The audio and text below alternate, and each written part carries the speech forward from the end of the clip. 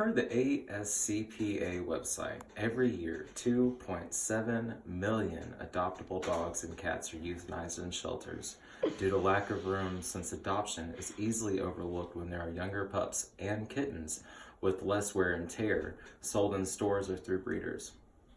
This translates to every second 3 animals are euthanized.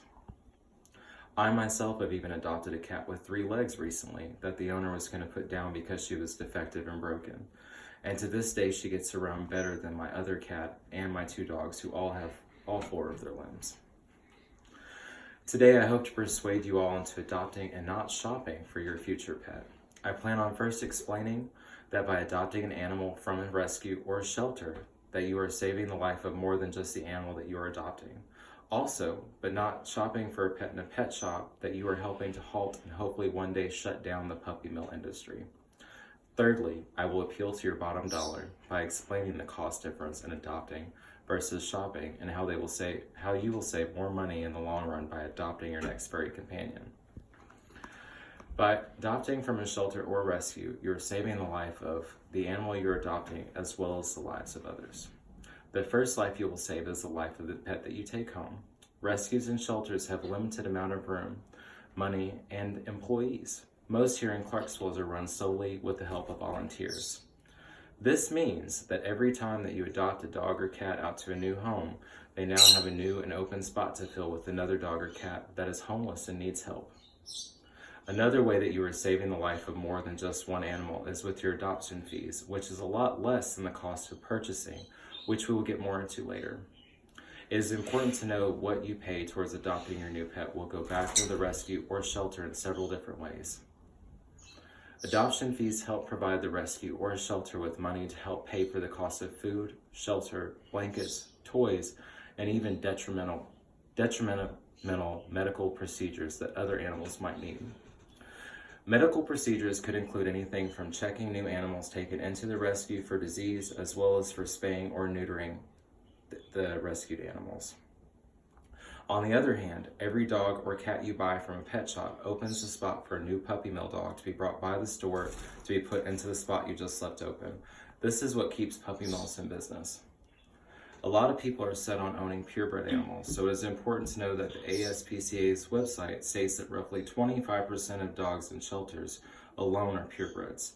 Also, you have the option to adopt from several different purebred rescues scattered across the United States. By adopting an animal from a shelter or rescue, you are helping to put an end to the horrible puppy mill industry once and for all. The ASPCA's website states that about 95% of dogs and cats found in pet shops come from puppy mills. Puppy mills are kennels filled to capacity with dogs confined in the smallest of spaces and in the worst conditions thinkable. Dogs that live in puppy mills are forced to be bred over and over again to produce stock for pet stores all over the world. Due to the overbreeding and filthy confined cages, many dogs born in puppy mills have health problems down the road. These problems are nothing compared to what the puppy parents are put through. Here we will find the puppy mill pet shop life cycle, starting with continuous breeding for quantity and not quality, moving on to puppies and mothers are kept in unsanitary, cramped, and exposed cages, moving to puppies are packed into crates and sold to various brokers. Crates are then transported across the nation in trucks, tractor trailers, and airplanes, which causes a lot of anxiety for unsocialized animals. Resale of said puppies at pet shops. People fall for said puppies in the window, often paying hundreds or thousands of dollars for unhealthy and unsocialized dogs. Then these frustrated owners often abandon these animals due to vet bills or lack of socialization, which then leads to the overcrowding of shelters, all until the cycle repeats itself. Now that we have talked about some adoption facts as well as some insight into puppy mills, I will explain to you that the costs involved in adopting versus buying differ greatly. Once you see where your hard-earned money is going, then maybe I will convince you not to shop.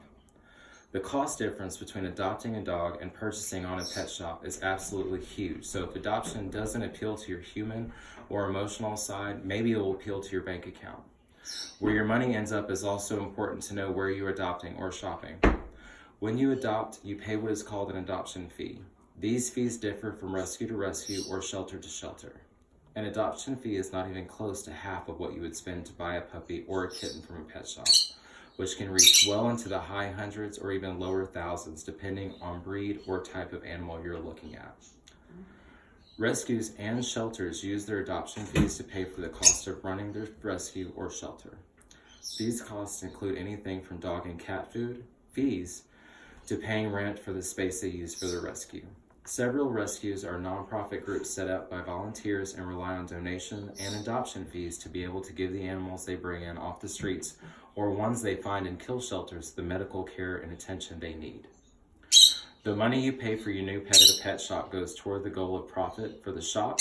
It in no way helps the animals themselves and actually goes to the very puppy mills we talked about earlier. When you buy from a pet shop, you're opening a spot for another puppy mill puppy to be bought by the pet shop, therefore keeping the puppy mill in business. If you don't buy from the pet shop, the puppy mills have no buyers, which no money means no reason to keep up the game. You are also saving yourself future money, as many of the dogs taken in by rescues and shelters use their adoption fees to spay and neuter, as well as provide shot and medical care for your dogs.